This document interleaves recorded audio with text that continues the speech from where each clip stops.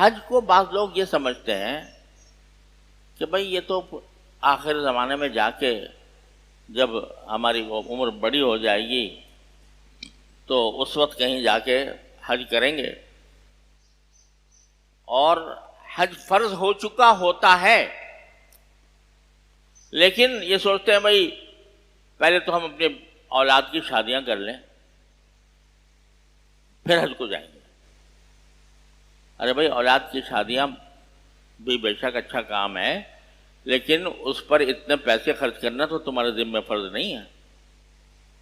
کہ اس کے اوپر اتنا خرچ کرو۔ خاص طور سے بیٹی کی شادی پر کہتے ہیں پہلے جہیز کا انتظام ہو جائے اس کا، اس کے بعد دیکھیں گے، اگر پیسے بچیں گے تو دیکھا جائے گا۔ تو کوئی جہیز دینا فرض نہیں ہے شرعاً۔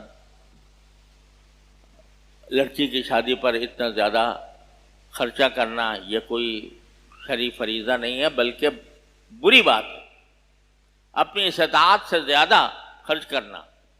اور یہ جو معاشرے میں رواج پڑ گیا ہے کہ لڑکے والے توقع رکھتے ہیں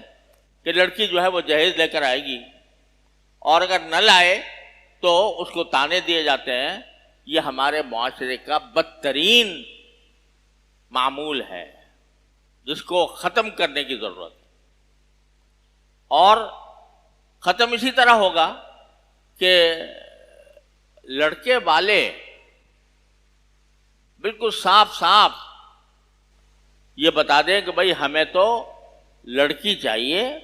اس کا نکاح اس کو نکاح میں لانا ہے، وہ ہمیں کسی زیور کا کسی جہیز کا کوئی مطالبہ نہیں۔ کسی وقت عرض کروں گا کہ جہیز کے بارے میں کیا کیا خرابیاں ہمارے معاشرے کے اندر پائی جاتی ہیں، اللہ نے زندگی دی تو کسی وقت اس کی تفصیل عرض کروں گا، لیکن کوئی فرض نہیں ہے شرعی اعتبار سے کہ آپ لڑکی کو رخصت کرنے کے لیے پہلے جہیز کا انتظام کریں۔ تو یہ بعض لوگوں کے ذہن میں ہوتا ہے بھئی میرے تو لڑکی بیٹھی ہوئی ہیں، لڑکیاں بیٹھی ہوئی ہیں، ان کا نکاح کرنا ہے، میرے لڑکے بیٹھے ہیں۔ ولیمہ بے شک سنت ہے، لیکن ولیمے کے لیے کوئی ضروری نہیں ہے کہ اس کے اوپر لاکھوں روپے خرچ کیے جائیں۔ اگر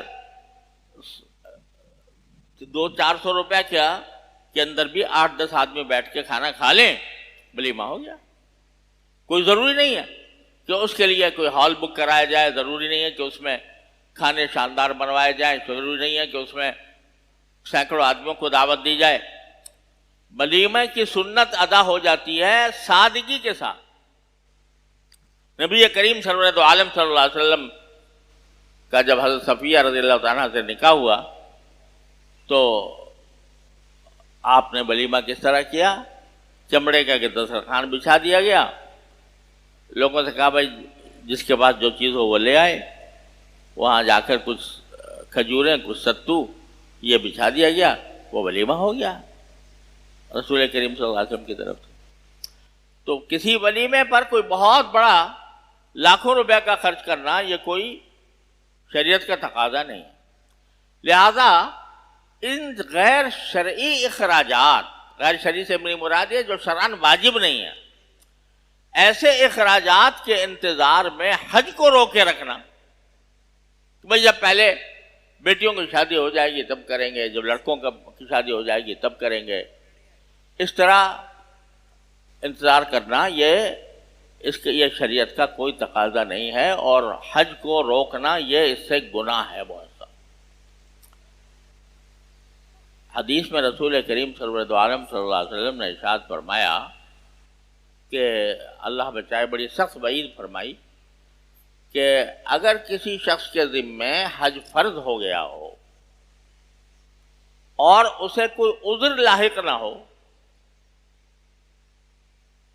عذر لاحق نہ ہونے کے معنی ہے کہ بیمار نہیں ہے، صحت مند ہے، اور اس کو کوئی روکنے والا بھی نہیں ہے، کوئی سرکاری پابندی بھی اس کے اوپر نہیں ہے، اس کے باوجود اگر کوئی شخص حج نہیں کرتا تو الفاظ یہ استعمال فرمایا کہ فَلْيَمُتْ إِنْ شَاءَ يَهُودِيًّا وَإِنْ شَاءَ نَصْرَانِيًّا۔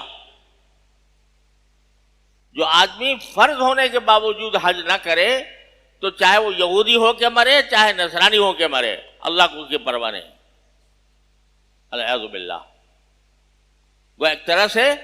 یہ اپنے آپ کو یہودیت اور نصرانیت کے مشابہ قرار دینے والی بات ہے۔ کتنی زبردست وعید بیان فرمائی نبی کریم صلی اللہ علیہ وسلم، اور اسی کو قرآن کریم نے فرمایا وَمَنْ كَفَرَ فَإِنَّ اللَّهَ غَنِيٌّ عَنِ الْعَالَمِينَ، جو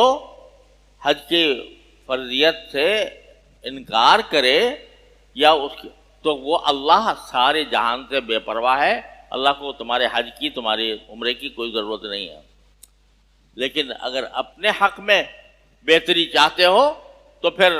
تمہارا فرض ہے کہ جب حج فرض ہو جائے تو اس وقت اس کا انتظام کرو۔ بعض لوگ یہ ہوتے ہیں کہ بھئی ابھی تو ہمارا مکان کرائے کا ہے،